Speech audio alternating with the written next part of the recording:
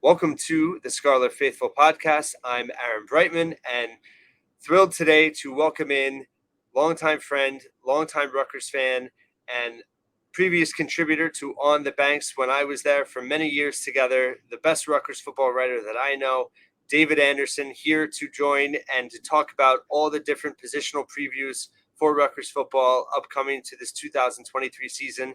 And David, thank you so much for being here. Oh, thanks for having me, Aaron.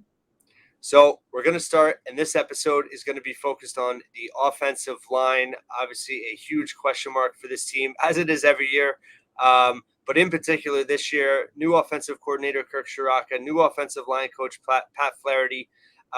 What we know so far is the left side of the line with Holland Pierce and Curtis Dunlap at tackle and guard, respectively. Flipping from the right side from last season, Ireland Brown is back at starting center.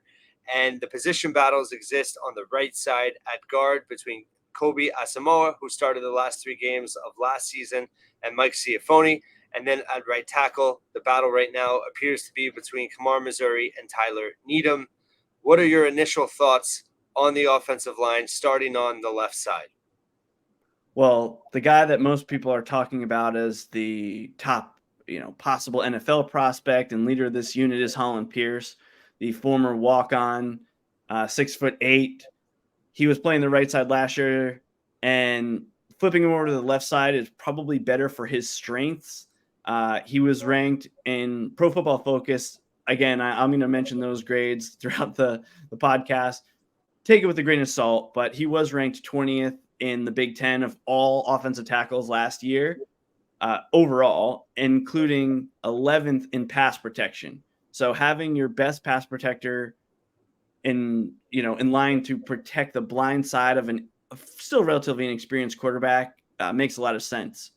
Now, on the flip side, Pierce is still improving as a run blocker, so it also makes sense to take your most accomplished run blocker who played alongside him last year in Curtis Dunlap, moving him to the same left side. So, people around the program seem to be thinking that this is going to be a fairly solid tandem. I wouldn't say that they're going to be, tops in the Big Ten, but for me, it's just, can they give you, adequate, average Big Ten quality play on the left side of that line? And I think the answer is hopefully going to be yes, so that we can see, continued improvement from the other skill positions. Whereas if you can't protect on the left side of the line, it's going to make things really difficult.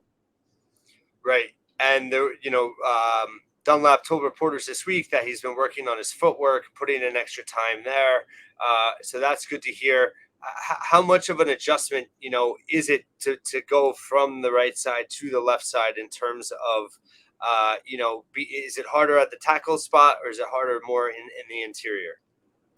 That's a good question. I never personally played offensive line, but I can say from having gone against offensive linemen, I think that it's a lot harder at guard because your responsibilities are going to be more footwork related when you have to chip or you have to get to the second level of the defense. For tackles, especially in pass protection, you're going to spend a lot of time on an island, and that's the same on both sides. So I know that, with some of the explosive edge rushers in the Big Ten, there's going to be an adjustment, but it's good to hear that Dunlap's working on his footwork, especially for a guy that really needs to have very good footwork because of how big he is. Just with how much weight he carries, that packs on, protection in the run game. It's really good to hear that, because I think he still has a little bit of room to grow, contrary to, what some people have been saying about, him kind of flattening out last year. And what are your thoughts on the right side? Obviously, position battles at both the guard and the tackle spots, and obviously key both to have stability on the line, but also with the run game. Well, I think that a key is also Ireland Brown at center, because one of the things that we saw, especially in the 2020 season, was how having someone experienced like Nick Crimmin allowed them to say, okay, which side is he going to be helping on, right? And so if you really feel that your right side is probably more of an area of concern, then you can call plays that may take advantage of his experience. Now, Ireland Brown, I think he looks pretty good. I think he passed the eye test, but he was by Pro Football Focus ranked the worst center in the Big Ten of qualifiers. And I say of qualifiers being pretty important because there was only like maybe 15 or 16 total guys, and most of them scored pretty well. But if he can, raise his level of play just a little bit to be a middle of the attack Big Ten center, I think that's going to go a long way because he definitely has shown experience. And I also would say I think he was unfortunately penalized on huge runs where he threw huge blocks that were called back because of either illegal man downfield or at times like a phantom holding call, especially against Nebraska, that I think I think he might be being underrated by the outside media as a player. Because when you look at that right side, we do have the position battle at guard, like you mentioned, between Shafoni and Kobe Asamoah. Asamoah brings a lot of strength to the table. Shafoni is former converted defensive lineman when he was at Colorado State. He started playing offensive line right before he came to Rutgers, and he was kind of rotating in and out as a starter last year as well. Honestly, I don't know who's going to win that battle. I think that they're going to want, you always want your younger guys to kind of step above your older guys, but Asamoah was really not good at all in pass protection. He was definitely a liability in pass protection last year. Do they prefer his run blocking? Probably, but we really have to see, can he prove enough in pass protection to make him a valuable starter? Otherwise, I think Shafoni is there. There's a number of other guys, either from also from Asamoah's class, maybe even a Brian Felter that have experience if they really want to go that route. With Gus Zelinskis really as your backup center, again, you could have a couple of those other guys also pop their heads in, but for now it's a two-man battle. And honestly, between the two of them, I couldn't tell you who's going to win that right guard spot. I mean, do you have any thoughts as who you think is going to take control of that position? Well, I feel like if you kind of touched on it, but I think if it's anywhere close, I say you go with Asamoah just because he has so many more years of eligibility remaining. Right. He obviously did enough to start those last 3 games last season. He is I think has the he's bigger size, potential to be more physical, and probably I think could fit better into if it's a run first offense, which we're pretty sure it's going to be. Right. Uh, Right. I think as long as it's pretty close, I think it would make sense to go with him. I think that also makes almost makes Schiaffoni more valuable as a backup because it's a pretty good situation to have as an Right. experienced guy as a backup. But yeah, I think it all depends on how he because again he's kind of shifty now too, right? Because he was playing on the left side. So Right. how does he Right. make that adjustment? Also, I think is really critical.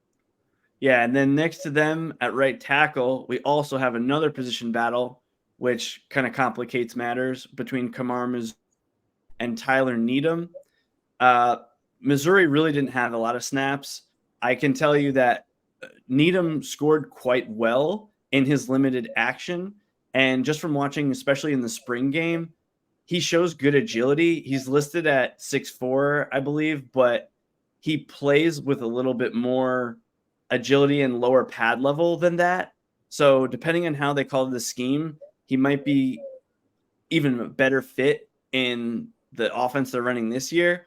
But Missouri also just looks like he possesses a little bit more upper body strength. So again, that kind of comes down to who do you think is you're going to be better pass or run blocker, or is one guy just better than the other one?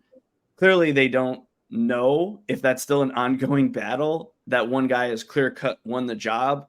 So, do you think they'll go into the season with just that solid five of whoever wins those battles, or do you think we're going to see a little bit of a revolving door at right guard and especially at right tackle when the season starts to kind of see who shows up better on game day?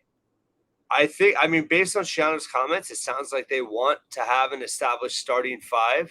I think the biggest question is, do they have one? Right, right, What I wanted to ask you too was just in terms of we know Shiraka is going to be run heavy. We know he's going to implement the RPO. We know Wimsat can be effective, on the run himself and rolling out. I know they've been working on rollouts, or it's been reported since the spring in terms of getting Wimsat out of the pocket. He's not a true drop back passer. How critical is that for the line? Does it help in terms of take a little bit of pressure off from not having a quarterback just sitting back there? And how much of that is an adjustment in terms of getting out into open space?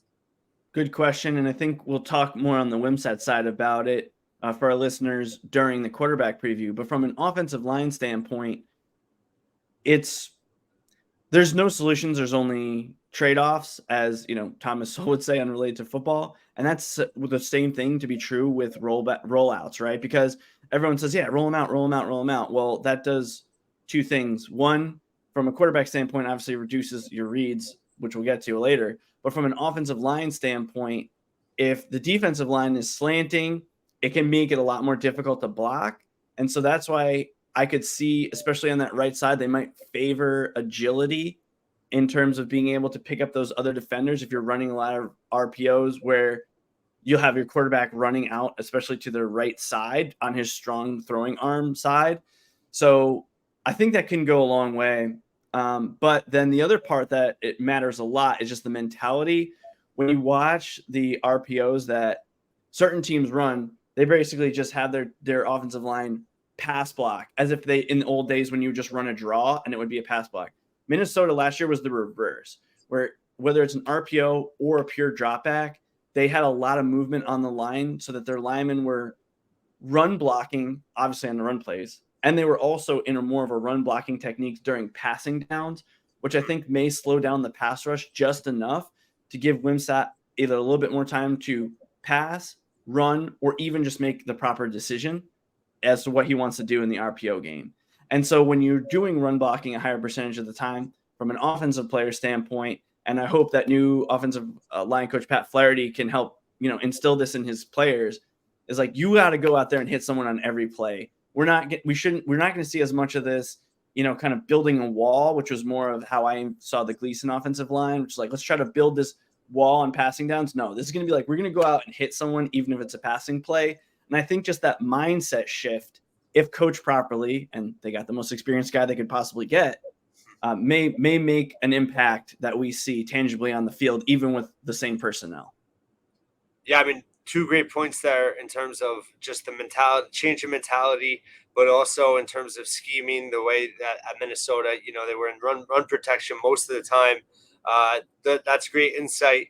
And speaking of Flaherty, how important is it for him to hone in on that starting five and be able to really give his insight and kind of experience to them, and what are overall your final thoughts on the impact he can have for this offensive line?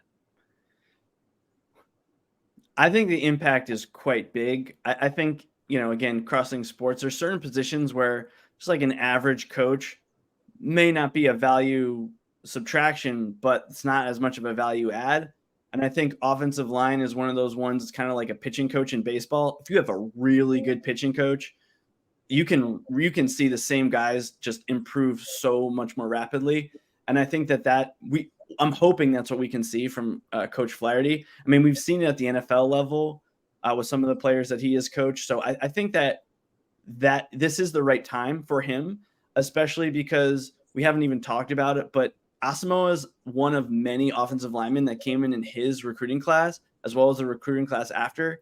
He's the first one that's, being mentioned in seeing action, but there's a number of other guys in there, like Taj White got a lot of burn. He's a big body, right? We know Jacob Allen, unfortunately, we didn't mention. He had a major knee surgery as well, the former top-ranked recruit in New Jersey, so probably wouldn't expect him this year necessarily. Both him and Reggie Sutton, who was the team's best offensive lineman before injury, I don't think we're going to see either of them this year, unfortunately. But a lot of those other players who are in the lower ranks, getting them coached up and developed, and then hopefully maybe one of them can kind of supersede one of the more experienced guys. I have much more confidence that could happen under the tutelage of Pat Flaherty in the position room. So I know we didn't mention all of them. Dante Chin, I know Nelson Monegro unfortunately had to do a medical retirement. Amir Stinnett, and I think there's one more from that group that had 7. Oh, Joe DeCroce. I think that all of them, one of them is going to pop. Maybe it's Chin, maybe it's White. I think one of them is going to take to this coaching and really just be a contributor by the end of the season. Great stuff, David Anderson. Appreciate all your insight on the offensive line. That's our preview for this position, the first of many more to come. And stay tuned to that. And thank you for listening to this episode.